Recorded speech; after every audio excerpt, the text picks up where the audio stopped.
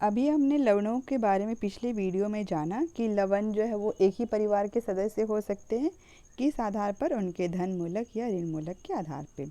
इसके बाद हमने सीखा कि लवण का पीएच उसमें उपयोग होने वाले अम्ल या क्षार की प्रबलता या दुर्बलता पर निर्भर करता है। यहाँ हम लोग एक खास लवण, जिसे हमारी भाषा में डेली लैंग्वेज में हम लोग साधारण नमक कॉमन सॉल्ट कहते हैं, इसके बारे में सीखेंगे। पहले सबसे इसका फॉर्मूला, कॉमन सॉल्ट का सूत्र है NaCl, सोडियम क्लोराइड। तो साधारण नमक का जो रासायनिक सूत्र हो गया NaCl, इसको हम लोग लिखेंगे सोडियम क्लोराइड। इस लवण का निर्माण कौन से अम्ल और क्षार से हुआ होगा? इसके लिए जो अम्ल चाहिए वो है हाइड्रोक्लोरिक अम्ल और जो क्षार चाहिए वो है सोडियम हाइड्रोक्साइड, और इन दोनों की अभिक्रिया में लवण बनता है सोडियम क्लोराइड। सोडियम क्लोराइड का जो मुख्य स्रोत है ना, इसका हम लोग अपने भोजन में उपयोग करते हैं। इसका मुख्य स्रोत क्या है? समुद्री जल। समुद्र का जो खारा पानी है उसके वाष्पीकरण से हम लोग क्या प्राप्त करते हैं? साधारण नमक यानी कि सोडियम क्लोराइड। इसके अलावा एक तो ये समुद्री जल में किस अवस्था में पाया जाता है? विलेय अवस्था में, सॉल्युबल सॉल्यूशन में रहता है। दूसरा, ये कई जगह जो है ना, विश्व के कई भागों में ठोस रूप में भी रहता है, ठीक है, क्रिस्टल्स के रूप में। और इसका रंग सफ़ेद ना होकर कैसा होता है? भूरा रंग। जबकि हम लोग जो नमक उपयोग में लाते हैं ना, वो सफ़ेद रंग का होता है। ये ठोस रूप में भूरे रंग का रहता है। इसमें कई सारी अशुद्धियाँ मिली हुई होती है।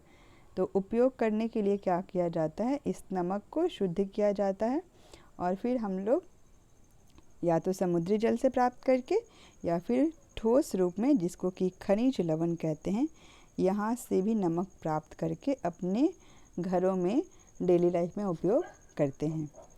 अब ये जो नमक है इसका ऐतिहासिक महत्व भी है, और ये ऐतिहासिक महत्व क्या है? हमारे स्वतंत्रता संग्राम से जुड़ा हुआ दांडी मार्च, दांडी यात्रा, जिसमें महात्मा गांधी ने क्या बनाया था? नमक बनाया था, नमक कानून को तोड़ने के लिए। आगे हम लोग सीखते हैं सोडियम क्लोराइड के बारे में ही हम लोग क्यों पढ़ रहे हैं यहाँ पर, दूसरे लवण के बारे में क्यों नहीं? क्योंकि सोडियम क्लोराइड जो है ना, वो अन्य कई सारे रसायनों के लिए, केमिकल्स के लिए किस तरह से काम करता है? कच्चे पदार्थ यानी कच्चे सामान के रूप में काम करता है। कच्चे सामान क्या हुआ? जिससे हम लोग कई सारा सामान बना सकते हैं। एक एग्जाम्पल जैसे हम लोग लेते हैं लकड़ी का। लकड़ी क्या है? कच्चा पदार्थ है। क्यों है? क्योंकि हम लोग लकड़ी से टेबल बना सकते हैं, बेड बना सकते हैं, कुर्सी बना सकते हैं, खिलौने बना सकते हैं। किचन में कुछ बर्तन भी होते हैं जो लकड़ी के बनाए जाते हैं, जैसे छोलनी हुआ, हैंडल जो है वो लकड़ी का बना होता है। तो एक लकड़ी का उपयोग करके हम लोग कई सारी वस्तुओं को बना सकते हैं। वैसे ही हम लोग सोडियम क्लोराइड का उपयोग करके अन्य कई सारे रसायन बना सकते हैं। इसीलिए सोडियम क्लोराइड कैसे काम करता है? कच्चे पदार्थ की तरह काम करता है। कौन कौन से रसायन हम लोग बना सकते हैं? जैसे हम लोग सोडियम क्लोराइड का उपयोग करके ये हम लोग वॉशिंग सोडा बना सकते हैं, हम लोग सोडियम हाइड्रोक्साइड बना सकते हैं, इसके साथ ही baking soda, sodium hydrogen carbonate, इसी प्रक्रिया में बने हुए उत्पाद से हम लोग ब्लीचिंग पाउडर भी बना सकते हैं। तो इन सब के लिए सोडियम क्लोराइड एक महत्वपूर्ण रॉ मटेरियल है। हम लोग देखते हैं कि कौन सी प्रक्रिया से हम लोग इन सारे पदार्थों को प्राप्त कर सकते हैं। इसके लिए एक महत्वपूर्ण प्रक्रिया है जिसका नाम है क्लोर क्षार प्रक्रिया। नाम से क्या पता चलता है कि इसमें क्या क्या बन रहा होगा? इस प्रक्रिया में कौन सी चीज़ों की भागीदारी होगी? एक तो क्लोर है, क्लोर से हम लोग अनुमान लगा सकते हैं यहाँ पर क्लोरीन होगा। क्षार यानी कि किसी न किसी क्षार का भी यहाँ पे योगदान होगा, जिसमें OH जुड़ा हुआ होगा। प्रक्रिया देखते हैं कैसी होती है। इसके लिए हमें क्या चाहिए? सोडियम क्लोराइड का विलयन। विलयन मतलब ये एक्यू करके लिखेंगे, एक्वस, और साथ में ये चाहिए जल। जब हम लोग इस विलयन से क्या प्रवाहित करते हैं? विद्युत की धारा। यहाँ पर हम लोग लिखते हैं शॉर्ट में इलेक्ट्रिसिटी।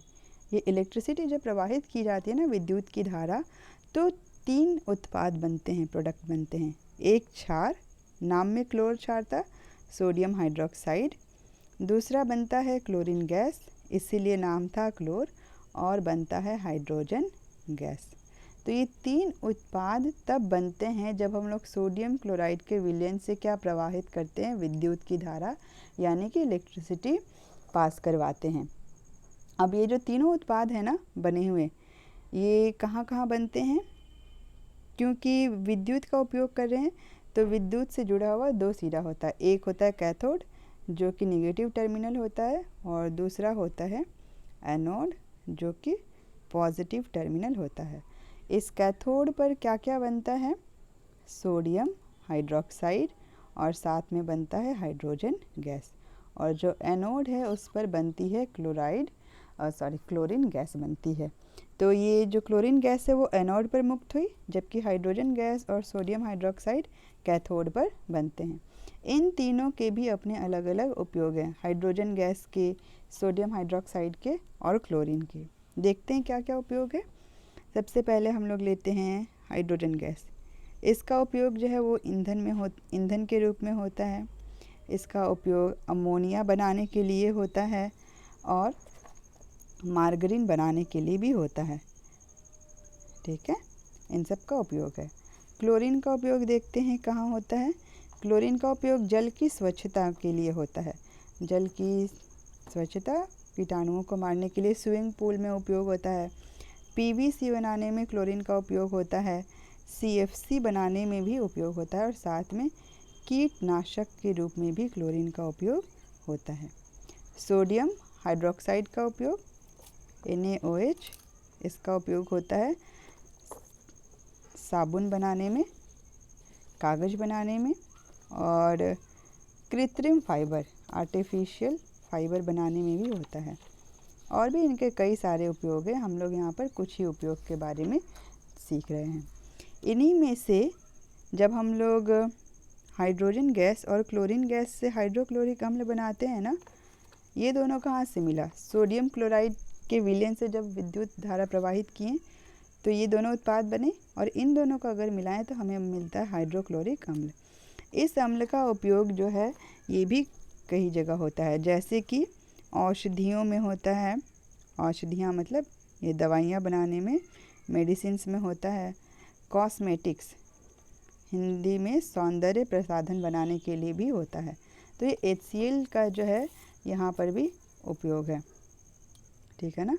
इसके अलावा अगर हम सोडियम हाइड्रोक्साइड और क्लोरीन की अभिक्रिया से एक पदार्थ बनता है जिसका नाम है विरंजक चूर्ण, ब्लीचिंग पाउडर, विरंजक चूर्ण या ब्लीचिंग पाउडर। तो ये ब्लीचिंग पाउडर का भी हम लोग उपयोग देखते हैं, साफ़ सफाई के लिए, घरेलू विरंजन के लिए इन सब का उपयोग करते हैं। यानी कि क्लोर क्षार प्रक्रिया में बने हुए जो भी उत्पाद है ना, इन सब का ही महत्व है और इन सब का उपयोग करके हाइड्रोजन, क्लोरीन, सोडियम हाइड्रोक्साइड, इन सब का उपयोग करके हम लोग कुछ अन्य रसायन भी बना सकते हैं, अलग अलग अभिक्रियाओं में उपयोग करते हुए। मुख्य जो हम लोग यहाँ सीखेंगे उनमें से एक है, हम लोग पढ़ेंगे विरंजक चूर्ण कैसे बनता है, इसका उपयोग क्या है। हम लोग उसके बाद ये भी जानेंगे बेकिंग सोडा, ये कैसे बनेगा, इसका उपयोग क्या है। हम लोग वॉशिंग सोडा के बारे में भी पढ़ेंगे। यानी कि क्लोर क्षार प्रक्रिया के जो उत्पाद हैं ना, उनसे ये तीनों बनाए जाते हैं और इन तीनों का ही निर्माण और उपयोग हम लोग पढ़ेंगे। इन सब को हम लोग एक अलग वीडियो में सीखेंगे। ठीक है।